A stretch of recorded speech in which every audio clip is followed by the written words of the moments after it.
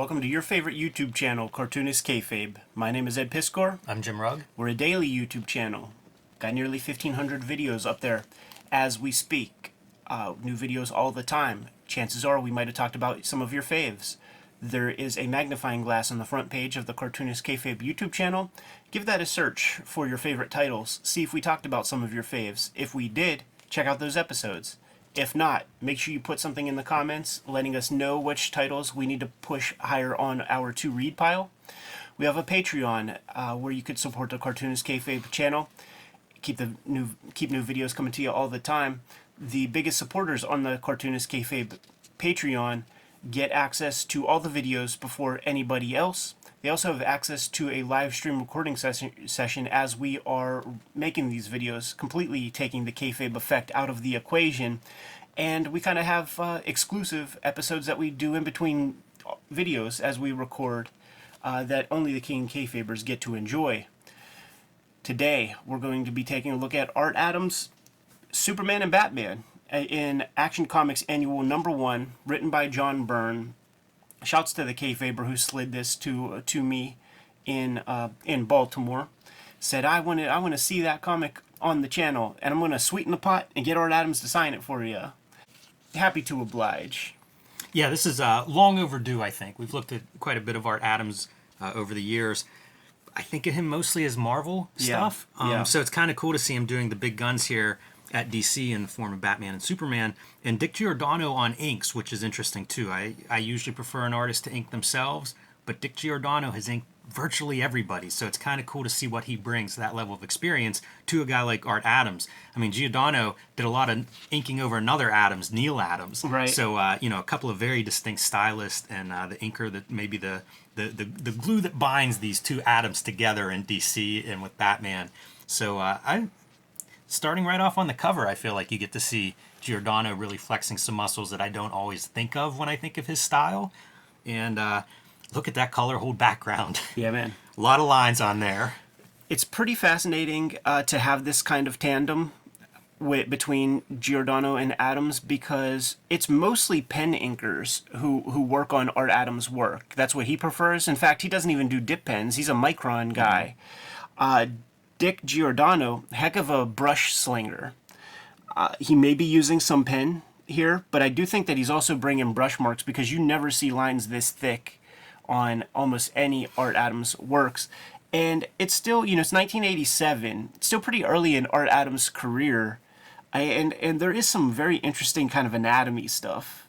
The way these leg muscles are built and the kind of foreshortening on them. It's very stocky Batman that he's drawing in this version. Yeah. And it starts off like a Swamp Thing comic. It's good, though, because let's start off high energy. Why not, right? One of the things that Art Adams would bring to the table was like little pop culture references that you just would never see done elsewhere. Like little Mr. Peanut from the Planters joints. You have a town's mob chasing after a very bountiful and beautiful young lass through the bayous of this nondescript town. Her name's Skeeter. And we get to see a lot of Art Adams on display here in terms of texture, with foliage, moss, boggy marsh kind of texture, and water. And you see where it holds up, and you see where it kind of goes away. We talk a lot about the great water textures in comics. Art Adams at this stage ain't one of them. You got levels of depth here, and perhaps even the Mignola influence, because we know that Mignola, Adams, and Steve Purcell kind of like lived in the same kind of apartment complex or something. Some of those lines, it's less Michael Golden and more Mike Mignola. I'd be very curious to see this piece in black and white. Yeah. Because there's kind of like hatching on hatching to do background and maybe mid-ground. Right. I'd be curious what that looks like if you remove the color. Right. Yeah. Some pretty eye-opening things when we took a look at that Michael Golden Artist Edition. We have a video of that, and it gets pretty lost.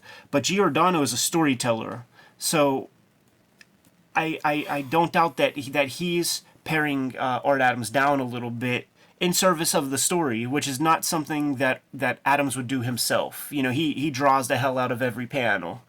So I enjoyed reading this comic this week. Yeah. However, at this point in the reading, I'm like, come on, man. I'm here for Batman and Superman, and we're getting this Swamp Thing like lead in. Right. Yes. A lot of build up.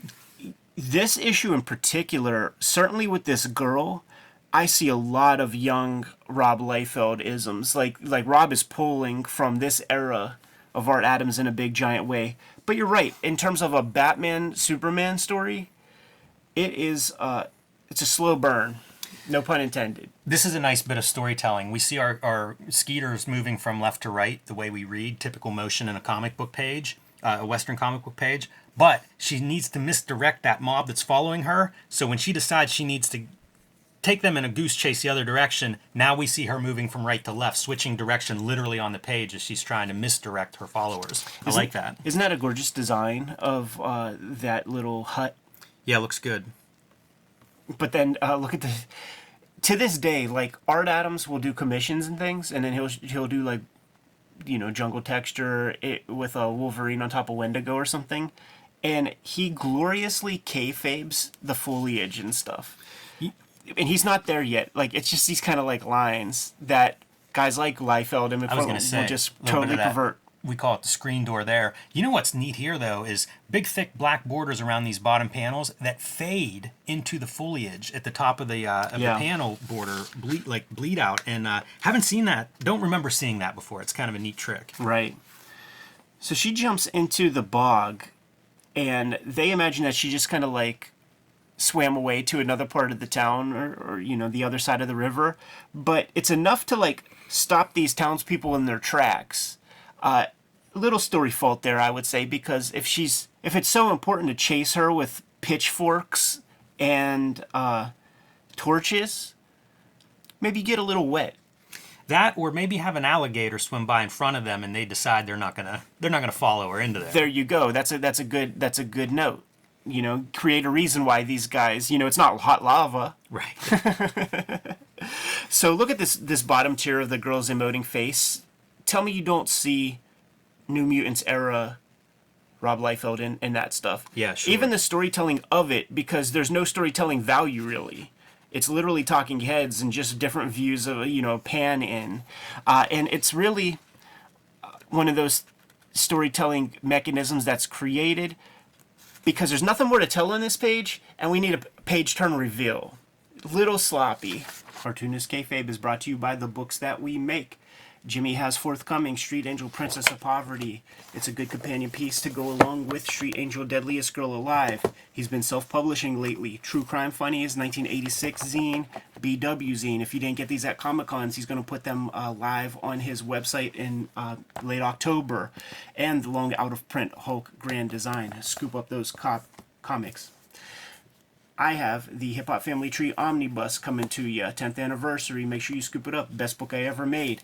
The current focus has been Red Room. There are 2 trade paperbacks of Red Room that are out there. Trigger Warnings and The Antisocial Network. Just wrapped up the 4 issues of the final season, Crypto Killers, with the 3rd issue containing a backup feature of my forthcoming daily comic strip, and X-Men Grand Design Trilogy coming out in November, collecting long out-of-print X-Men Grand Design books that I put together. Before you is a healthy bibliography of a bunch of stuff that we have out on the stands today. Now that we're done paying the bills, back to the video. But we got our page turn reveal, and her parents are some mummified corpses. They're not giving away a lot either. I had not read on the front Cry Vampire. Yeah. And so, like, I'm this far in and still not sure what this story is. Sure. Yeah, but at this point, you certainly get the sense that this girl ain't all right. No, for sure. She's got some baggage, we'll say. It's funny, too, to go from, like, this kind of a panel that's, I'll call it a little bit loose, to, like, suddenly the referenced Matchbox Corvette pulling in. Yeah, not bad. And Art Adams will do that 3-point perspective.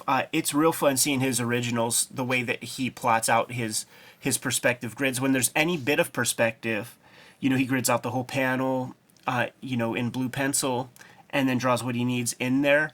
Also, he's such a rigorous drawer, such a kind of accurate drawer in a lot of ways, that when he's drawing guns, you'll see just like perspective blocks like on over top of his figures to make sure those guns are in perfect, proper perspective. I feel like that's a swipe that Liefeld didn't include. Yeah, that's true. There's a lot of curvy guns.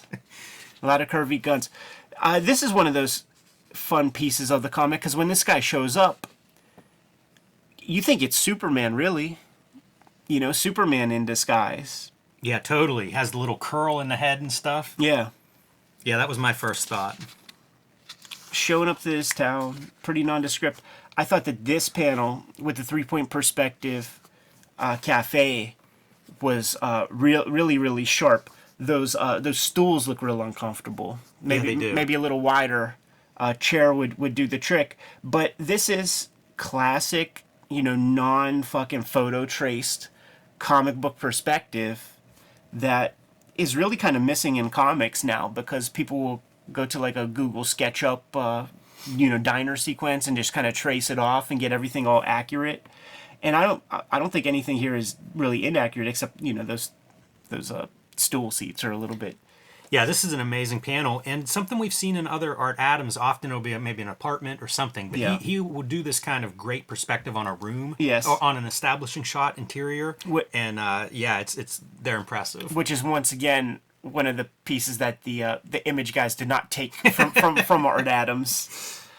For sure. But there's something going down in this town. He knows it's sleepy little village, and even in the diner, you know, he's looking for a hotel, and the lady's like ready to kind of spill the beans on a good place to stay. But then you have the cook, who looks straight out of Nom. It's like that one dude from the Nom got a job in town. You know, he's Rambo. I was in charge of $1 million equipment, and now I'm making scrambled eggs for people in this bullshit town. Yeah, this is that classic trope, too, of something doesn't smell right in this town. Right. Don't tell the outsiders. Yeah. So we're building it up, man. How beautiful is this sky? Yeah, great color on that, yeah, man. props to the colorist. Let's give shouts to that colorist. It wasn't a name I recognized, but I really love it whenever you see a nice-looking sky like that. Yeah, Petra Scotis. Yeah, not a name I recognize, but here's another one of those 3-point perspective room shots. And it has everything you need in there in, you know, a kind of shitty little motel room setting. And at the end, it's revealed that it's Batman, right, who is the fella there. And the perspective on these buildings, man, you take the color away, that's some 6th grade art class perspective buildings right there. By the way, another great piece of sky changing, because if you look at sunsets, this is what happens. You go from that great color to now we're into the purples, and the sun's gone down. Yeah, man. Sun's gone down, Batman's out. Which is when Batman comes out. That's goddamn right. So I turn the page here, Ed, and I go, ooh, that looks like a Dark Knight moment. Yeah. that big splash page. And we often, you know, we're talking about color right now, and this is just all these purples and grays and blues, you know, Batman not popping, but it's nighttime. Yeah. I know that he's supposed to pop there. And he's a stealthy figure. You know, you got the yellows of his gimmicks, and you got his Caucasian flesh face. So you see him. He's not really lost, but he is a stealthy character. I still chalk this up as storytelling, you know? And notice also that it is dark out,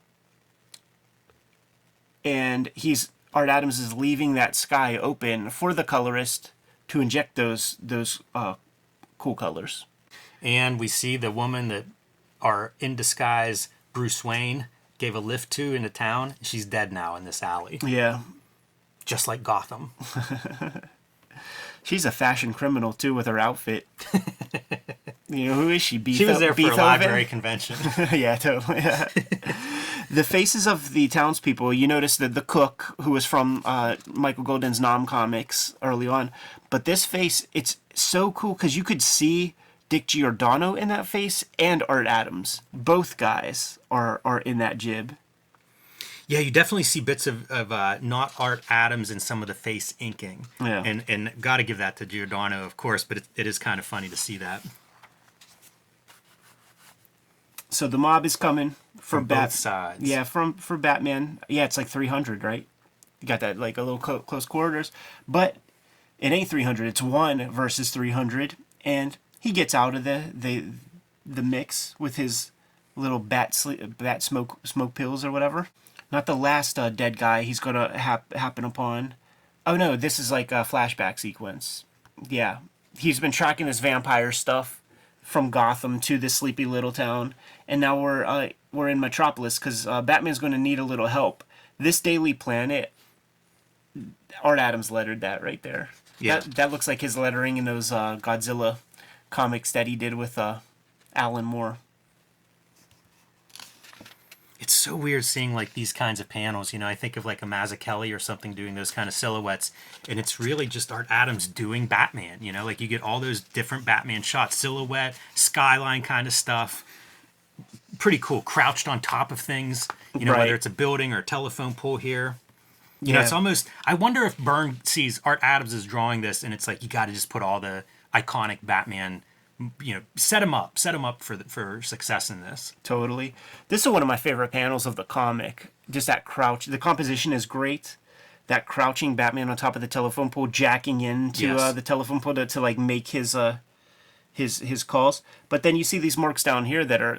It looks like Mario Hernandez marks the way he inks his hatching and stuff. Like definitely not an Art Adams mark that you'll see when he inks himself. And then his Superman is dope as hell. This is the other part where I go, oh yeah, this is totally some reference to Dark Knight Returns. Yeah, like when Miller established that, it's very sharp, yeah. and it really speaks to the icon that is Superman. Because like, you think DC gives a shit about selling Superman comics or selling merch with that amazing logo? Yeah, rings and shit. I seen dudes with rings with that. Yeah, whenever I was probably in high school, I remember Fossil did a watch, maybe like a Death of Superman watch, but it was like pewter colored with that Superman insignia in the face, and I always thought it looked really cool. Yeah. So now we're merging our story elements. We established that girl early on. Now she's found her hero. And storytelling wise, like we know that something is up with her because of that parental part. So I feel like there was a way that you could orient this story where you could get more drama out of this moment where she is being chased down. You don't kind of know how fucking weird she is. And then Batman's there to save the day. Yeah, you're right. That would have been dramatic. Instead of Batman getting away from that crowd by himself, if he had a presumably innocent person that the crowd was pursuing that he has to rescue out of there, would have been a little bit more dramatic. Yeah, almost literally the following page could be that one where we have her going back home and talking to her parents, and then that would show us that like Batman is he's in over his head. Interesting to see the Batman with no shadows version. Yeah. I feel like that's almost like a Barry Windsor Smith Batman black and white or something. Right. It's funny to see Batman without any blacks on him. True. Now Superman shows up to the schmoz, and he's a voyeur, man. He's looking in people's bedrooms and stuff. And I don't know how much we've seen of this version of Superman doing this stunt, but I feel like that opens up some possibilities. It was inspiring, yeah, to me, man. I was like, man, I could come up with a million things because it would be people, it would be an extension of that Miracle Man, after issue 15, when it's like pure fascism and everybody, because like, this is almost Catholicism, where like not only can that guy up there like see everything you do, but he can like read your thoughts and shit. Like this dude is he's God.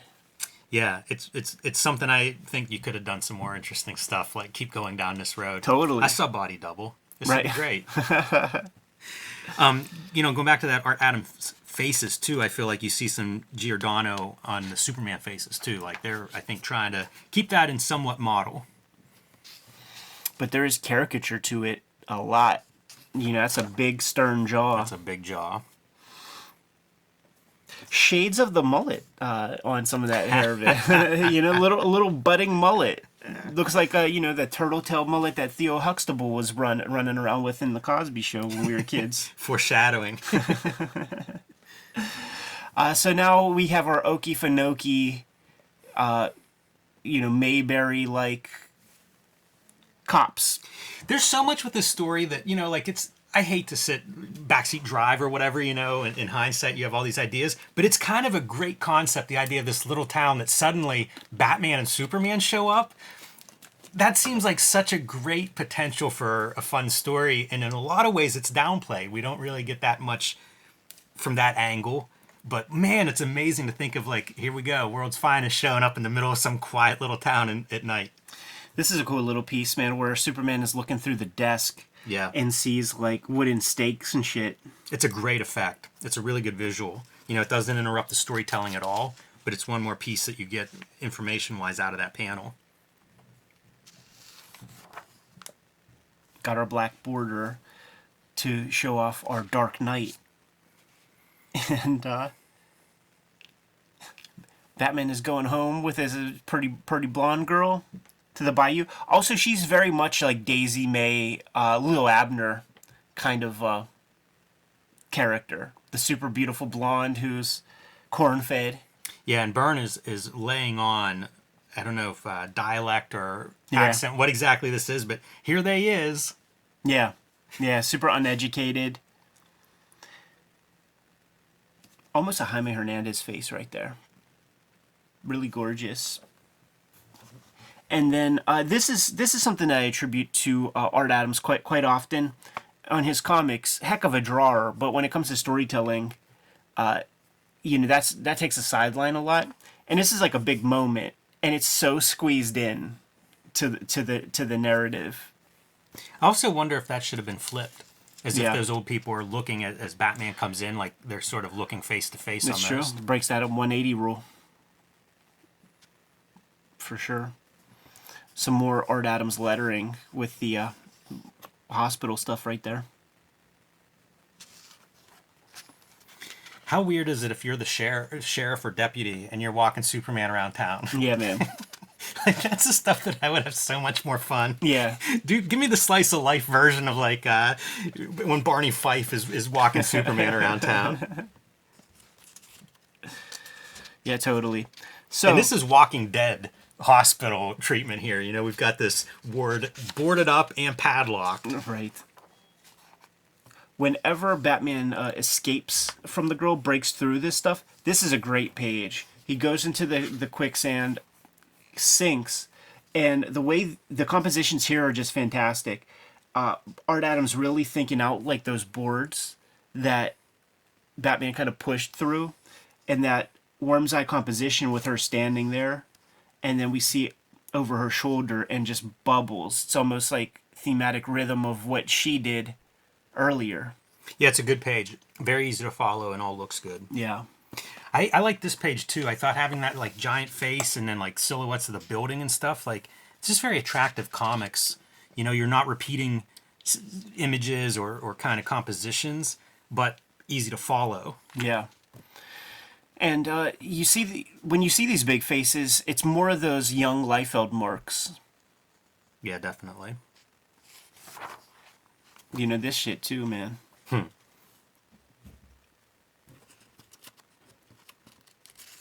So the guys in the ward broke out, and we know that when a vampire does their thing, they kind of possess the townspeople until they turn. Yeah, it feels a lot like a zombie story, the way these vampires are treated. Yeah, and they're wilding out, flipping cars over, burning stuff down. So now you get your fun Superman stuff, building a wall around these people. Kind of weird. Yeah. It builds a pretty good structure. Seeing all that black on that Superman's body it really works. Yeah, but you know, you could have filled it all in and just had black, and I think it'd still read. Like, that's that classic character design where the shape, the silhouette would have read, especially with the red boot, is where I think this could have got lost if it were all black, but because of the red boot, you could have just had black for his for the blue parts of his costume, and it'd be about the same as what you get there. It's true. The elements like this, man, like really make me think of Mignola. Yeah, there's some in there. So Definitely. certainly not showing the feet. And having the smoke hatch that exact way. This vampire's ability to affect both Superman and Batman really makes her a great villain. Yeah. A powerful villain, I should say. There's a character in Excalibur called Megan, and this is almost Megan, because she's like a beautiful blonde chick that turns into, pretty crazy, hairy looking thing. It has like a hair lip. You notice those like lines going up through the nostrils? That's strange. Yeah. At first I thought it was Batman rocking the house, and it was blood, but it's just not. Superman has something like that coming out too. I wonder if that's just those two exerting battles of the will on each other. That thing should be dripping though. You know what? It is blood. They're just downplaying it in the color. You know what? That's probably right. Yeah, they're just downplaying it in the color. Wussy DC. Yeah, you wonder if the colorist turned that in red and they were like, gotta tone it down. Right. Because it's almost flesh tone. It's literally, you know, the stages. It's 50% cyan instead of 25. But maybe you have to save up all that blood for this, man, because that's pretty hardcore. Yeah, Batman not messing around. Once he decides that's a vampire, no qualms about killing it. Yeah, man. I kind of love the sinking. Damn near Charles Paris. Just nothing there, you know, just a very abstract mark that we read as Cape. And every time you see the vampire girl, she's getting more and more emaciated and just like withering away. Batman very matter of fact about the whole scenario. And you know, he's prepared. He was like, you know, I don't like the idea of a Superman vampire, which by the way, like do that comic running around. Yeah, and bring Kelly Jones in for it. Yeah. And then the final page. See, this is more a Batman comic than it is a Superman tale. Yeah, really. You're right about that. I never even thought of that reading this, but 100%, it's we get much more Batman. I bet page count wise too. Yeah. Yeah, Superman is really, you know, he's there for the fight, but that's it. And Batman really saves the day, yeah. Yeah, it's a Batman comic. And maybe that's a thing where, like, Art Adams, because, like, Art Adams calls his shots in a lot of ways. And he might have been calling his shots even at this level. And, you know, Batman probably speaks to him more because Batman speaks to everybody more. Like, I don't know who's itching to do a Superman story. I think it's possible this was written as, like, a Batman story, and then at some point they flipped it to be like, put it in action annual. Right. Yeah, possibly. Because it does feel like this is a Batman comic. Yeah, it has. With a little Superman guest star. Maybe a World's Finest or something. But totally. Like, you even have his supporting cast with Commissioner Gordon right here. There's no Lois Lane. Yeah. There's not one other supporting, and it's bookended with Batman. But the way this ends, yeah, we're gonna like lay these people out, but we need to be sure. And that last panel communicates everything. Yeah, and they're back in Gotham City, so do you then load up your vampires and dead bodies and be like, I'll take these, you know, let me take these back to Gotham. That's kind of an odd detail. You and your men are free to leave if you don't feel like watching. So he knows that they're kinky. He knows that some of them might want to see some gore. Yeah, I want one more panel where one of them's like, no, I'm into this. Yeah. I'm here for this, Batman. Yeah, he ain't going nowhere. Don't pass my favorite, one of my favorite Paul Galassi comics, /Maraude, with their ad there. Fun comic. One of those few, whenever I started binding books, I bound that because I don't think there's ever been a collection of it. Right. But very far out. If you guys are Galassi fans at home, this is one to go into the back issue bins to find. Super cool. So, shouts to the Kayfaber who slid this copy of Action Annual #1. It was a heck of a comic to go through. Very surprising that we haven't done this earlier. And I think what happened was you had options one week. It must have been. And I think what the option that we went with was the Playboy Penthouse Hustler option, which is our most popular video. So we chose the right video that week. But we could have done this the next week, you know? Yeah, if you guys at home haven't watched the Playboy Hustler Penthouse comic video, check that out because I want to see that video hit 1 million. It's close. It is. It's close. that would be a good five-year anniversary Yes, present for the channel. That'd be awesome. Have 1 million video. Good to go? Yep. Kayfabers, like, follow, subscribe to the YouTube channel. Hit the bell so that we can notify you when new videos are available. We're a daily YouTube channel with nearly 1,500 videos live as we speak, and we might have talked about some of your favorites. If we did not, make sure you put something in the comments. There's a magnifying glass on the front page of the Cartoonist Kayfabe channel, and you can search for your faves. We have a Patreon where you can directly support the Cartoonist Kayfabe channel, and there are 3 different levels of support there. If you become a King Kayfaber, you get all the videos before anybody else, and you have access to a live stream recording session. So when we talk about a comic like this, Action Comics 1, and we present a new Art Adams comic to people that might not have remembered or knew that this one existed, the King Kayfabers are buying the cheapest copies off of off of online markets, eBay, Amazon, places like that, you're going to have to pay the more expensive versions. So the subscription pays for itself. Ultimately, the videos are brought to you by the books that we make. Before you is a pretty healthy bibliography of what we've produced over the years, but we're always keeping busy. So Jimmy, let the people know what you got. Street Angel Princess of Poverty is coming to your comic book store in November. You can pre-order that one now. Let your comic shop owner know that you want a copy, and it pairs perfectly with Street Angel Deadliest Girl Alive. Also from Image, these books will be similar size. They make up a set. There's no overlap, but together these two volumes collect all of the Street Angel comics that I have made so far. So get those pre-orders in so we know how many to print. I've also been self-publishing lately. You see the BW zine on the left celebrating the black and white explosion of the 80s and 90s, True Crime Funnies, a collection of non-fiction stories, and 1986, celebrating the greatest year in comics history, in my opinion. These will all be available on jimrugg.com October 26th as like a fall holiday sale. So mark your calendars now, and once they're all stocked up and ready to go, they'll be available for you. And Hulk Grand Design, my contribution to the Grand Design saga, covering the Hulk's 60-year history in one handsome oversized volume, sold out at the distribution level, which means pick it up if you haven't already, because once these copies are gone, no guarantees when it'll be back in print, if it'll be back in print. So if your comic shop has one of these and you don't, pick that up now. And join me on patreon.com/JimRugg, where you can download a lot of my zines and mini comics. The Hip Hop Family Tree Omnibus is coming. It's just 4 weeks away as of this recording session. And you got to account for your copy right now because there's a finite amount of these that we printed up. 50th anniversary of hip hop culture. It is the 10th anniversary of the Hip Hop Family Tree series. And this is the ultimate statement. It's the best book I've ever made. And I hope you guys add that to your library. Not the only holiday release coming to you this year. X-Men Grand Design Trilogy trade paperback is forthcoming. And it will be available in November, collecting all of my X-Men Grand Design works. Some of those volumes are out of print as we speak. Red Room is the stuff that I've been working on lately. 2 trade paperbacks of Red Room are out there, The Antisocial Network and Trigger Warnings. And we just recently completed the 3rd season of Red Room comics. It's called Crypto Killers. And 4 issues of that are out there. Every issue of Red Room that you find is completely self-contained. So just scoop any old issue up if you see it, give it a read. If you dig it, grab another. Latchkey Kids is a backup feature in issue 3. I've changed the title to Switchblade Shorties, and these are the characters that are going to show up in my daily comic strip that I'm serializing exclusively on my Patreon right now to early adopters, patreon.com/edpiskor.